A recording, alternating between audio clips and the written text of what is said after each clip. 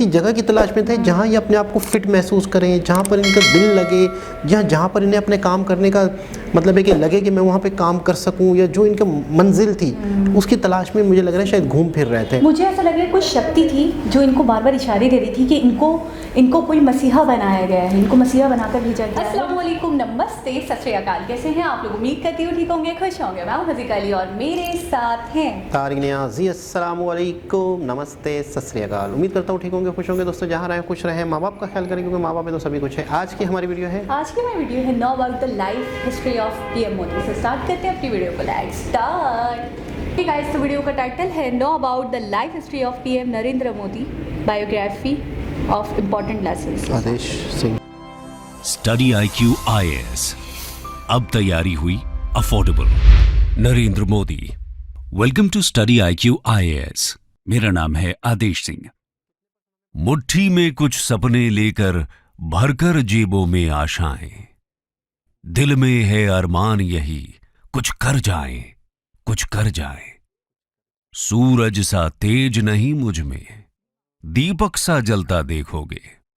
अपनी हद रोशन करने से तुम मुझको कब तक रोकोगे। दोस्तों, आज की कहानी जिस शख्सियत की है, उनका जीवन और व्यक्तित्व इन पंक्तियों में एकदम सटीक बैठता है। ऐसा लगता है कि मानो ये पंक्तियां उन्हीं के जीवन को बयां कर रही हूं।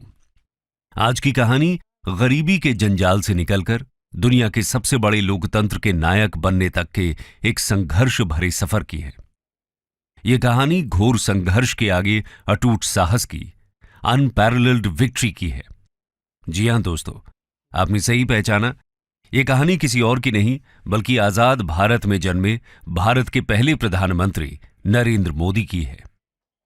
कहा जाता है कि आजाद भारत में पंडित नेहरू और इंदिरा गांधी के बाद इतना लोकप्रिय प्रधानमंत्री अगर कोई हुआ है तो वो है नरेंद्र मोदी। हालांकि इनकी पर्सनैलिटी जितनी फेमस है, इनका पॉलिटिकल करियर उससे कई गुना ज्यादा कंट्रोवर्सी से भरा पड़ा है। लेकिन इनकी शख्सियत कुछ ऐसी है कि जो इनको पसंद नहीं करते हैं वो भी इनको नजरअंदाज नहीं कर पाते। तो आखिर एक चाय वाले के रूप में शुरू हुआ जिंदगी का सफर उनको दुनिया के one of the strongest leaders की पोजीशन पर कैसे ले आया। एक सन्यासी बच्चा भारतीय राजनीति की सत्ता के शिखर पर कैसे पहुंच गया। आज की इस वीडियो में हम नरेंद्र मोदी जी की जिंदगी के रोमांचक सफर से जुड़े इन सभी सवालों के जवाब ढूंढने की कोशिश करेंगे। तो आइए बिना देर किए इस डिस्कशन को शुरू करते हैं। Early life. दोस्तों, दिन था 17 सितंबर साल 1950। नरेंद्र मोदी ने गुजरात के मेहसाणा डिस्ट्रिक्ट के वडनगर गांव में एक पुअर फैमिली में जन्म लिया। उनकी मां का नाम था हीराबेन मोदी और पिता का नाम दामोदर दास मूलचंद मोदी। हीराबेन मोदी और दामोदर दास मूलचंद मोदी के 6 बच्चे थे। नरेंद्र मोदी अपने 6 भाई बहनों में तीसरे नंबर पर थे।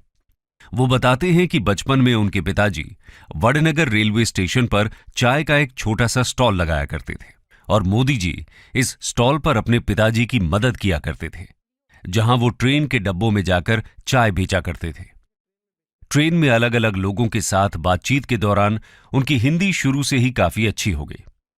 वहीं दूसरी तरफ उनकी मां घर चलाने के लिए दूसरे घरों में भी काम किया करती थी। बचपन में उन्होंने अपनी स्कूलिंग वडनगर से ही की। वो बड़े शौक से स्कूल जाते थे।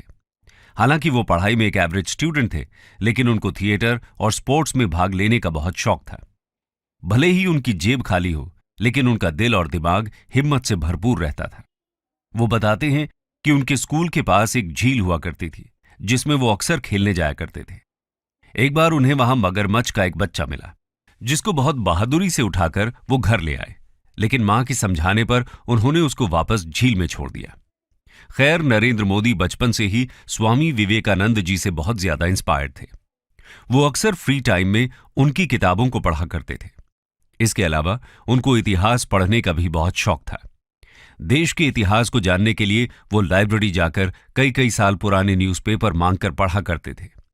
उनके बचपन में एक बड़ा मोड़ 8 साल की उम्र में आया, जब वो अपने हिंदी टीचर चंद्रकांत दवे से इंस्पायर होकर आरएसएस की शाखा में जाने लगे।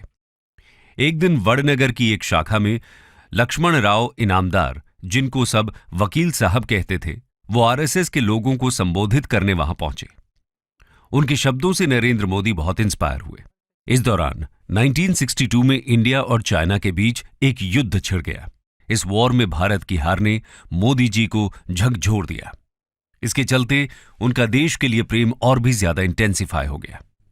इसी के बाद उन्होंने सेना में भर्ती होने का सपना देखा, लेकिन पैसों की कमी के कारण वो आर्मी स्कूल नहीं जा पाए। इसके बाद उन्होंने एनसीसी ज्वाइन करने की ठानी।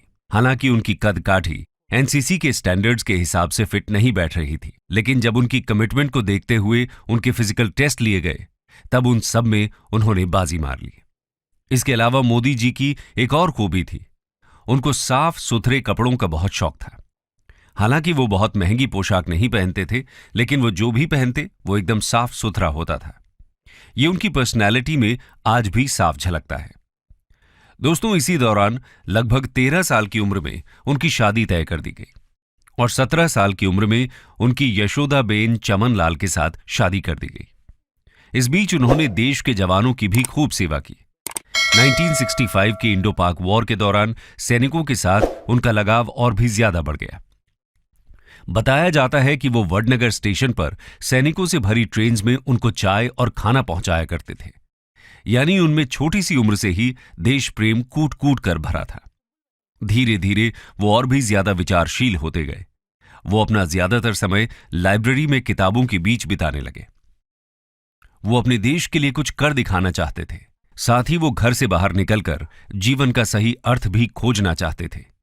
उनका मानना था कि वो घर परिवार में उलझकर ये नहीं कर पाएंगे। इसलिए शादी के कुछ ही समय बाद उन्होंने घर से दूर जाने का फैसला किया। 1967 में उन्होंने बहुत छोटी सी उम्र में ही अपना पारिवारिक जीवन त्याग दिया। आगे जाकर उन्होंने अपना नाम अनिकेत भी रखा। अनिकेत यानी जिसका कोई घर नहीं। खैर, घर से निकलकर वो सबसे पहले अपने आदर्श स्वामी विवेकानंद की दीक्षा लेने दीक्षा मठ जा पहुंचे, लेकिन वहां उनको दीक्षा नहीं दी गई। असल में रामकृष्ण मिशन का सन्यासी बनने के लिए उनका ग्रेजुएट होना जरूरी था, लेकिन मोदी जी इसके लिए एलिजिबल नहीं थे। वहां के लोगों ने उनको समझाया कि अभी उनकी उम्र अपने परिवार के साथ रहकर उनकी सेवा करने की है। इतनी कम उम्र में इतना कठिन जीवन ठीक नहीं है, लेकिन उन्होंने तो ठान लिया था। तो इसके बाद उन्होंने लगभग 2 साल नॉर्दर्न और नॉर्थ ईस्टर्न इंडिया में ट्रैवलिंग करते हुए गुजारे।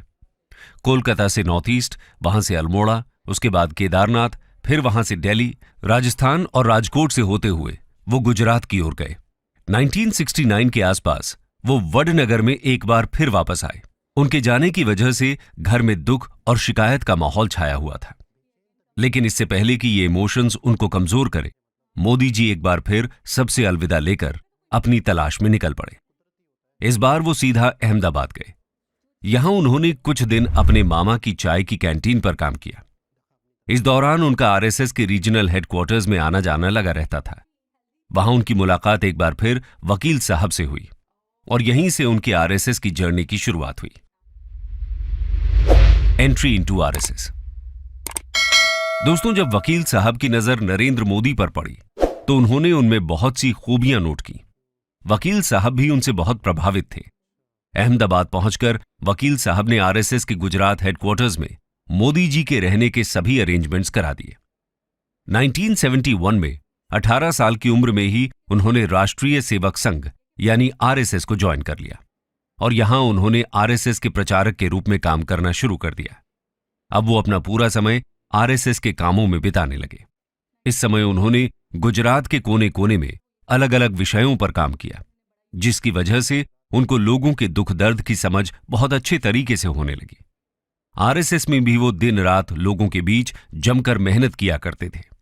मेहमानों को जगाना, लोगों को चाय नाश्ता देना, ऑफिस की साफ सफाई करना, ये सब उन्हीं के जिम्मे था। इस दौरान मोदी जी ने अपनी पढ़ाई बीच में ही छोड़ दी थी।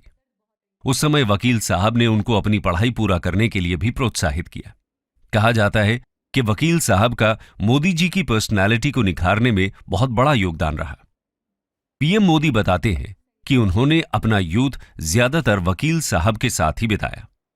उन्होंने काफी लंबे समय तक मोदी जी का मार्गदर्शन किया। ये आगे चलकर मोदी जी के सलाहकार भी बने। खैर 1975 में देश में लगी इमरजेंसी के दौरान जब आरएसएस जैसी संस्थाओं को बैन कर दिया गया, उस समय भी मोदी जी अपने काम से पीछे नहीं हटे। उस समय उनको इस इमरजेंसी का विरोध करने की अहम जिम्मेदारी सौंपी गई। उन्होंने अपनी जिम्मेदारी को बखूबी निभाया। इसके बाद आरएसएस में उनका ओहदा पहले से कई गुना बढ़ गया। 1978 में उनको आरएसएस का रीजनल ऑर्गेनाइजर बनाया गया। कुछ समय सूरत और वडोदरा में काम करने के बाद 1979 में उनको आरएसएस की दिल्ली ब्रांच में भेजा गया। दिल्ली से वो कुछ समय बाद एक बार फिर गुजरात वापस लौटे। इस दौरान उन्होंने एक बुक भी लिखी जिसका नाम था संघर्ष मां गुजरात। इस बुक में उन्होंने गुजरात की पॉलिटिक्स और सोसाइटी को बहुत गहराई से डिस्कस किया। 1980 में उन्होंने गुजरात यूनिवर्सिटी से पॉलिटिकल साइंस में अपना ग्रेजुएशन भी खत्म किया। 1985 में आरएसएस ने उनके कमिटमेंट और हार्डवर्क को देखते हुए उनको बीजेपी को सौंप दिया।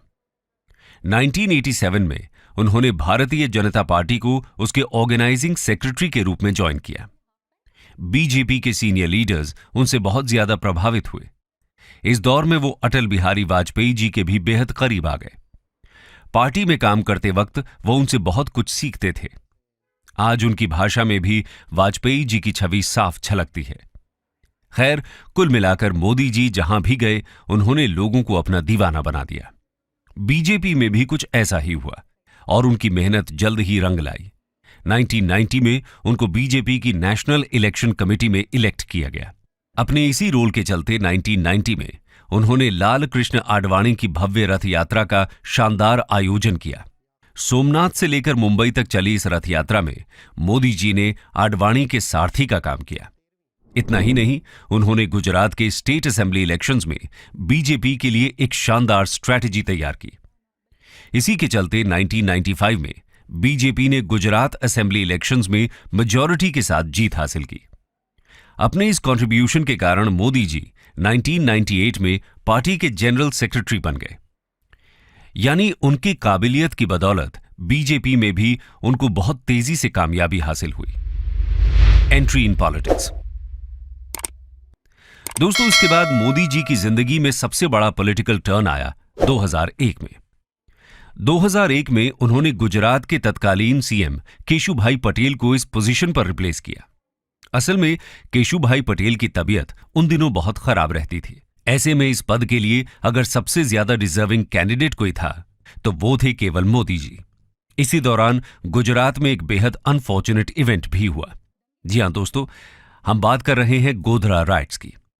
यह पीएम मोदी के पॉलिटिकल जर्नी का सबसे कंट्रोवर्शियल मोड़ रहा। ऑपोजिशन ने इन राइट्स को लेकर मोदी जी पर कई सवाल उठाए, लेकिन हाल ही में उन्हें और उनकी पार्टी को इस केस में सुप्रीम कोर्ट द्वारा क्लीन चिट दे दी गई। इसके बाद वो 3 कंसेक्यूटिव टर्म्स के लिए सीएम के पद पर नियुक्त होते रहे। सीएम के तौर पर उन्होंने गुजरात की इकोनॉमी, उसकी एग्रीकल्चरल और टेक्नोलॉजिकल डेवलपमेंट को बहुत तेजी से बूस्ट किया। हालांकि गुजरात हमेशा से इंडिया के डेवलप्ड स्टेट्स में से एक रहा, लेकिन मोदी जी के आने के बाद इस स्टेट के डेवलपमेंट में 4 चांद लग गए। 2001 से 2010 तक गुजरात ने 10.9% का ग्रोथ रेट अचीव किया, जो उस समय देश के बाकी सभी स्टेट्स में से सबसे ज्यादा था। इतना ही नहीं, उन्होंने गुजरात को एक ल्यूक्रेटिव इन्वेस्टमेंट डेस्टिनेशन में भी तब्दील कर दिया। इस दौरान उन्होंने स्टेट में करप्शन खत्म करने के लिए भी बहुत काम किया। गुजरात के डेवलपमेंट मॉडल को देखकर उनका नाम पूरे देश में चमचमाने लगा। इस दौरान वो केवल बीजेपी के ही नहीं बल्कि पूरे देश में एक स्ट्रांग लीडर के रूप में सामने आए। 2014 में उन्होंने वाराणसी से अपने पहले लोकसभा इलेक्शन लड़े। इन इलेक्शंस में उनको रिकॉर्ड ब्रेकिंग विक्ट्री हाथ लगी। दोस्तों, यहां गौर करने वाली बात यह है कि मोदी जी के चाय की दुकान से लेकर देश के पीएम बनने का सफर लोगों में एक खास उम्मीद जगाता है।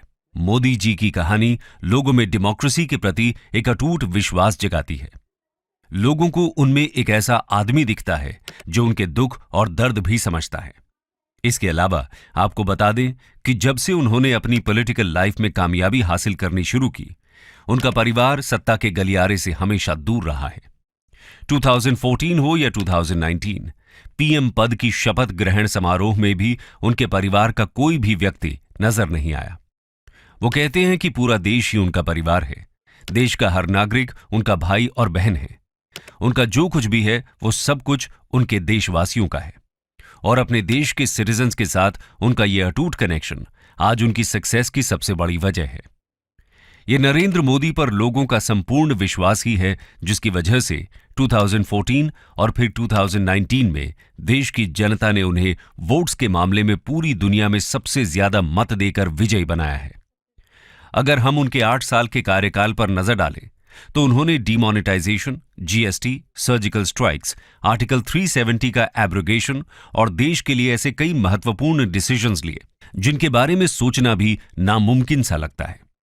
ये बात झुठलाई नहीं जा सकती कि पीएम मोदी ने हमेशा खुद को एक स्ट्रांग डिसीजन मेकर और रिस्क टेकर लीडर की तरह ही जनता के सामने प्रस्तुत किया है। और केवल इंडिया ही नहीं, आज पूरी दुनिया के बड़े बड़े लीडर्स मोदी जी के साथ एक ऐसी इक्वेशन शेयर करते हैं जो शायद ही इंडिया के किसी और पीएम के साथ शेयर की गई। जब भी वो किसी देश में किसी बड़े इवेंट के लिए जाते हैं तो वहां की गवर्नमेंट और लोगों के बीच उनको लेकर जो क्रेज देखने को मिलता है वो उनके इसी यूनिक चार्म का जीता जागता उदाहरण है।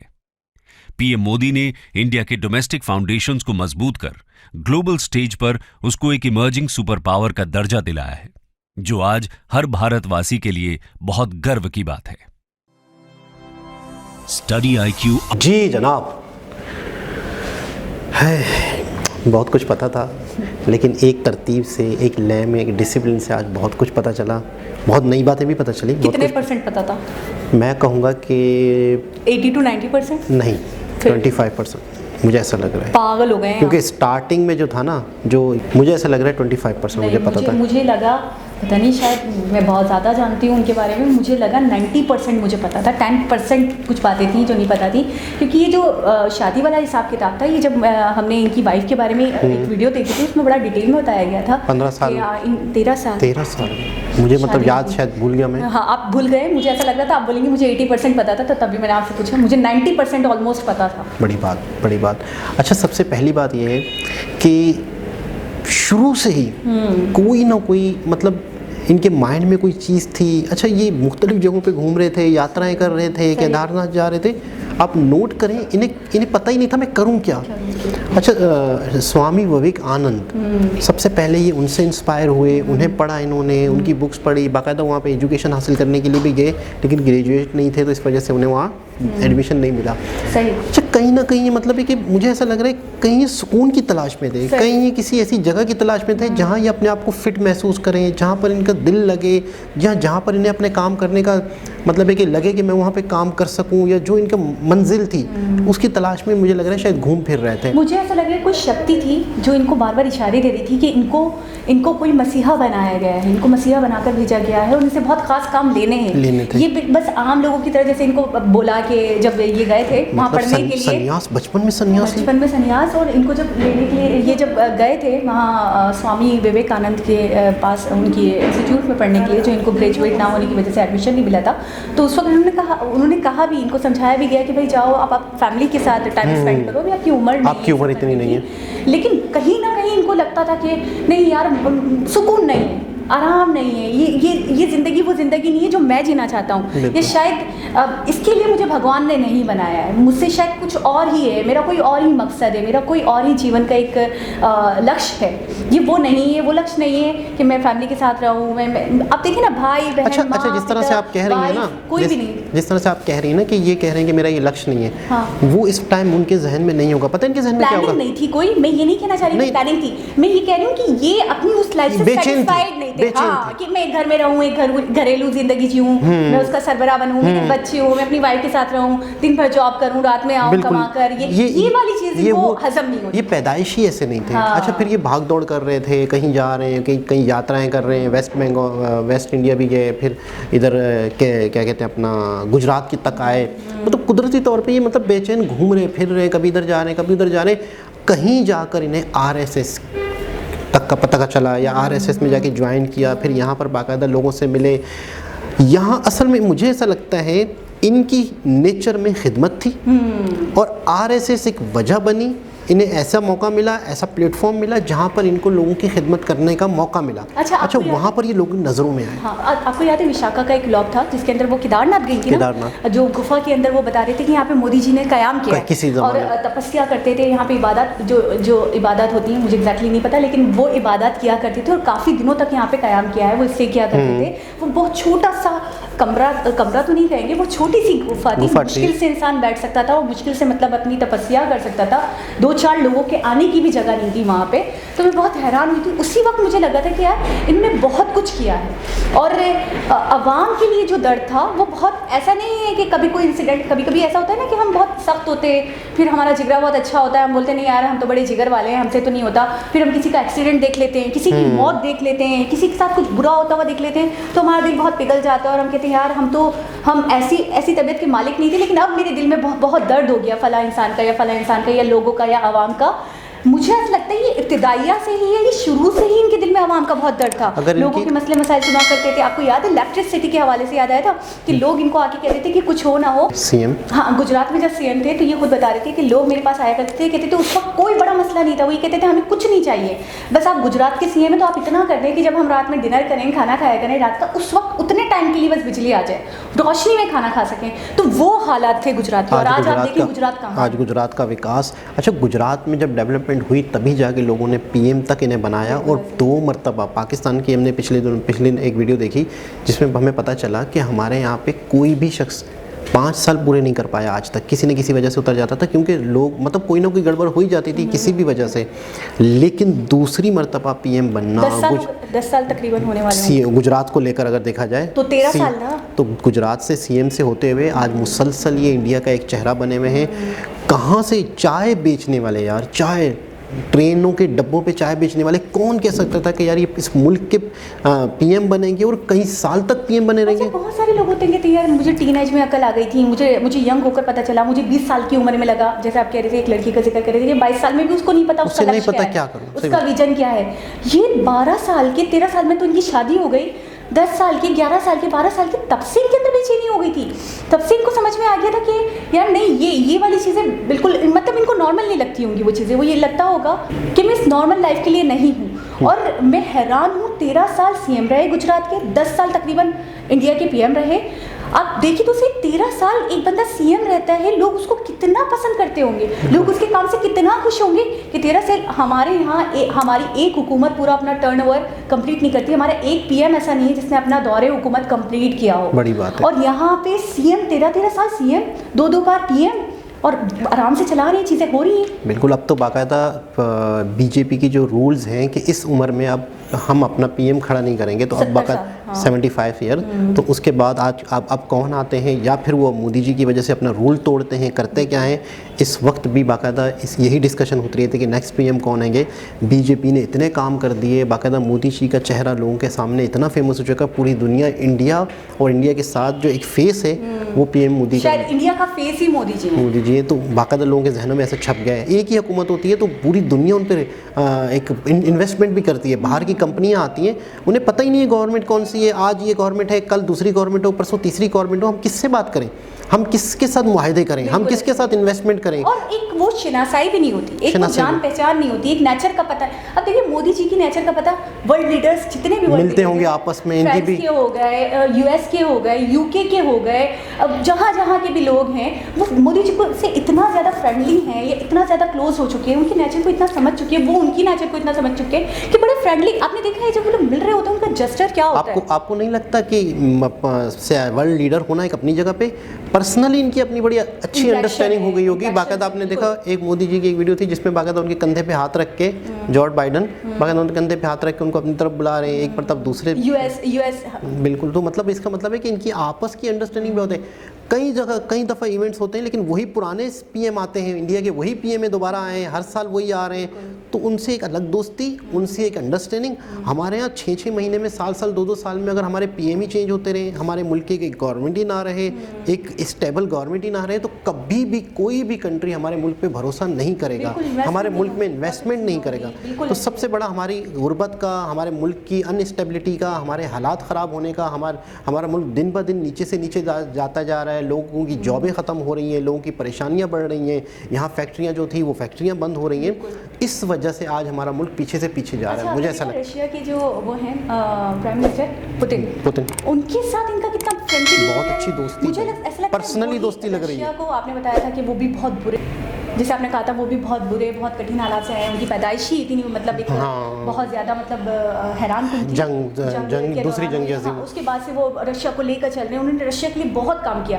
अब देखिए रशिया के जो प्राइम मिनिस्टर हैं और मैं इनको देखती हूँ, जब ये मिलते हैं, ये इन दोनों का इंटरेक्शन जो है ना, वो मुझे शहबाज शरीफ और पुतिन का नहीं दिखता। बिल्कुल, कभी भी सवाल ही पैदा नहीं होता। जो बाइडन हो गए, बोरिस जॉनसन हो गए, इन सब के साथ ऐसा लगता है जैसे वो नहीं होते 4-5 यार मिल बैठेंगे, 4-5 यार, और वो जो गपशप हो रही होती है, वो जो बातें हो रही होती। आपको याद है जो बाइडन ने किस तरीके से पीछे से उनको छपाया था? वो चीज़ वाकई हैरान कुन थी कि इतने बड़े पावर, मतलब एक पावरफुल स्टेट के वो प्राइम मिनिस्टर प्रेसिडेंट हैं सब। तो आप अगर उनकी इमेज को समझना चाहते हैं, अगर उनको जानना चाहते हैं, तो आप ये देखें कि इतने पावरफुल स्टेट के प्रेसिडेंट थपथपा कर आपसे बात करें, आपसे झुक कर बात करें, आपके कान में कुछ कहें, इससे ज़्यादा फ्रेंडली, इससे ज़्यादा क्लोजनेस आप कैसे जज कर सकते हो किसी इंसान के साथ? इसमें कोई भी शक नहीं है कि वाकई लोग इन्हें बहुत अच्छी तरह जानते हैं, इनकी बाकायदा एक इज़्ज़त है। कई तस्वीरें भी ऐसी वायरल हुई हैं कि बाकायदा 8-10 वर्ल्ड लीडर चल रहे हैं, तो उनमें सबसे आगे मोदी जी बाकायदा सीढ़ियों से उतर रहे थे। ऐसा लग रहा था कि उन लीड कर रहे हैं, उन लीडर्स को, मतलब ऐसा लग रहा है कि उनको दिशा दिखा रहे हैं, उनको लीड कर रहे हैं। अच्छा, बहुत बुर्दबारी है, बहुत समझबूझ है, बहुत एक्सपीरियंस है, तो वो सारी चीज़ें दुनिया वाले रिस्पेक्ट करते हैं। मतलब कोई भी शख्स किसी शख्स की इज्जत नहीं करता, कोई भी शख्स। मुझे एक नई बात जो पता चली ना, वो ये पता चली अटल जी के हवाले से कि उनके ज़ेरे असर बहुत रहे। और जब ये स्पीच करते हैं, कोई बात करते हैं, जब कोई तकरीर करते हैं, तो उनकी बातों में, इनके लफ्ज़ों में उनकी झलक दिखती है, उनकी बातों की झलक दिखती है। तो मुझे ऐसा लगता है कहीं ना कहीं इंस्पायर्ड हुए होंगे, कहीं ना कहीं उनको लेकर चले होंगे। जैसे कि इसमें बताया हिंदी टीचर से इंस्पायर्ड हुए, फिर उसके बाद वकील साहब थे, उनके बड़े ज़ेरे असर रहे, उनसे बहुत कुछ सीखा होगा, फिर अटल जी से बहुत कुछ सीखा। तो मुझे ऐसा लगता है, मुझे मोदी जी की क्वालिटीज़ देखकर वाकई ये लगता था कि किसी एक इंसान को तो इन्होंने नहीं समझा है, या किसी एक इंसान से तो इंस्पायर्ड होकर ये ऐसे नहीं हुए। मुझे ऐसा लगता है बहुत सारे लीडर्स हैं, बहुत सारे लोग हैं जिनसे इन्होंने सीखा है। उनकी अच्छी बातें, इसकी ये अच्छी बात है, इसकी ये अच्छी बात है, इसका ये विचार अच्छा है, इससे ये सीखने को मुझे मिला है। वो सब जो मिला ना, तो मोदी जी बन गए, मुझे ऐसा लगता है। ऐसा ही है। अच्छा, कई ऐसे बीजेपी में लीडर्स हैं, जैसे नितिन गडकरी जी हो गए, या वैष्णवी जी हो गए, या बहुत सारे ऐसे लीडर थे जिनके बारे में ये कहा जाता है कि वो आरएसएस से आए हैं, यानी कि उनकी ट्रेनिंग समझो या उनकी दिशा जो तय हुई आरएसएस में, वही आएंगे ज़ाहिर सी बात है जिनका जज्बा खिदमत का। तो यहाँ से फिर ये बाकायदा बीजेपी में आए। लेकिन मोदी जी की लाइफ बहुत ही ज़्यादा कठिन गुजरी है। बाकायदा उन्होंने अपने इंटरव्यू में भी बताया था कि वो कई घंटों में पैदल चलते थे, उनकी टांगों में दर्द हो जाता था, तो बाकायदा अपने ही रुमाल को टांगों में बांध के, अपने ही रुमाल को मरोड़ तरोड़ के अपनी ही टांगों को दबाते थे। आपको याद है, कह रहे थे खांसी और नज़ला हुआ मुझे कभी भी, तो मैंने कभी कोई मेडिसिन नहीं यूज़ करी, मैंने वो जो भी चीज़ें होती हैं वगैरह, हाँ, उसको यूज़ करा हमेशा, और उससे ही टोटकों के जरिए मैं हमेशा सही हुआ हूँ, फिट हुआ हूँ। मैंने कभी इन चीज़ों को इतना सीरियस नहीं लिया, इस तरीके से नहीं करा। मदर के बारे में पता चला, वालिद जो थे वो चाय का ठिया लगाते थे रेलवे स्टेशन पे। मदर के बारे में पता चला कि वो लोगों के घरों में काम करती है। जिनकी मदर लोगों के घरों में काम करती है, बाप चाय बेचता हो, खुद ट्रेन के डब्बों में चाय बेचते थे, आज किसी कंट्री के पीएम इतने लॉन्ग टर्म के लिए पूरी दुनिया के वर्ल्ड लीडर उन्हें जानते हो, तो वो कोई मामूली शख्सियत नहीं है। मैं कहता हूँ कुदरत लोगों को बनाती है, लोगों को तैयार करती है। बहुत सारी वीडियोज़ ऐसी देखी जिसमें मुझे ऐसा लगता है कि कुदरत आपको कहीं ना कहीं एडजस्ट करती है, आहिस्ता आहिस्ता कहीं ना कहीं आपको मेंटेन करती है, आपको तैयार करती है, फिर आपसे वो काम लेती है। कुदरत के साथ साथ मैं इनकी माँ को भी, मैंने पहले भी कहा था एक वीडियो में कि इतने बुरे हालात थे तो वो गलत दिशा में भी जा सकते थे, वो नेगेटिव ज़्यादातर ऐसा होता है, ज़्यादातर ऐसा होता है, बन जाते, चोर बन जाते और लूट कर लाते, किसी को मार देते, किसी को काट देते, कुछ भी कर देते। थोड़ी बहुत तो पावर थी ना आरएसएस में थे। तो मैं ये कह रही हूँ, उनकी माँ ने कभी उनको नहीं सराहा। उन्होंने ऐसी परवरिश की कि रूखी सूखी रोटी खाएंगे, लेकिन कभी भी किसी से मांगना नहीं है, अपनी इज्जत नफ्स पे कभी कॉम्प्रोमाइज़ नहीं करना है, कभी गलत काम नहीं करना है, गलत राह की तरफ नहीं जाना है, जब भी चलना है सीधे रास्ते पर चलना है, सीधी दिशा पर चलना है। तो मुझे कहीं ना कहीं लगता है उनकी माँ का बहुत बड़ा रोल रहा। और आपने देखा आखिर तक सबसे ज़्यादा जो हर दिल अजीज़ रही उनको, सबसे ज़्यादा जिससे अटैच रहे, आपको याद होगा वो वीडियो में कैसे बातें कर रहे थे जब उनका निधन हुआ था और हमने वीडियो देखी, वो बाकायदा ऐसा लगता था पूरे साल की बातें जमा करके रखती हैं कि मेरा बेटा आएगा ना तो मैं उससे शेयर करूँगी, और वो बाकायदा फोकस के साथ सुनते थे। अच्छा, जब वो सुनते तो मुझे ऐसा लगता है सिर्फ वो सुनते थे, बिल्कुल उनका ध्यान, उनका अटेंशन, उनका कुछ भी, उनका माइंड बिल्कुल भी कहीं और नहीं होता था सिवाय अपनी माँ के। ऐसे लोग काश हमारे कंट्री में आए, काश हमारे अच्छा आपको क्या लगता है कि हमारे कंट्री में हमारे ऐसे लीडर्स क्यों? क्या बात है, लाइट को तो कोई बात खैर नहीं। बहरहाल क्या बात हो रही मैं थी? बोल देती हूँ, अगर आपको याद नहीं आ रहा तो। मैं कहूँगी कि धन्य है ऐसी माँ को कि उन्होंने ऐसे शेर को वाकई जन्म दिया। ऐसी हस्तियाँ सदियों में पैदा होती हैं वाकई। इसमें कोई शक नहीं है। तो एक बहुत ही ज़बरदस्त वीडियो, बहुत अच्छा लगा, बहुत कुछ सीखने को मिला। दोबारा किसी और हिसाब से मुलाकात होगी, जब तक के लिए अल्लाह अल्लाह हाफ़िज़। हाफ़िज़।